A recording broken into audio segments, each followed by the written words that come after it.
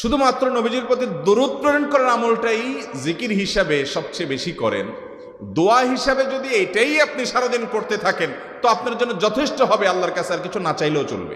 দুরুদ মানে হলো নবীজির জন্য দোয়া করা। ভাই, আল্লাহ তার হাবিবকে রহম করবেন, আপনার আমার দোয়ার দিকে আল্লাহর তাকানোর কোনো ঠেকা আছে? নবীজি কি আমাদের দোয়ার কোনো মুখাপেক্ষী?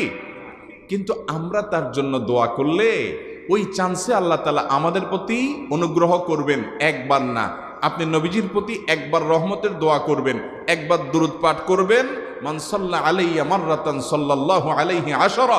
নবীজি সাল্লাল্লাহু আলাইহি সাল্লাম বলেছেন, একবার আমার জন্য তোমরা দোয়া করলে, আমার প্রতি দুরূদ পাঠ করলে, আল্লাহ তাআলা তোমাদের জীবনে 10 বার 10 জায়গায় 10 টাইমস তোমাদের উপর আল্লাহ তাআলা অনুগ্রহ করবেন। আপনি টেরও পাবেন না কত জায়গায় আল্লাহ অনুগ্রহ করেছেন, আল্লাহ বাঁচাই দিয়েছেন, একটুর জন্য শেষ হয়ে যান নাই। ওই যে দুরূদ পড়ছেন,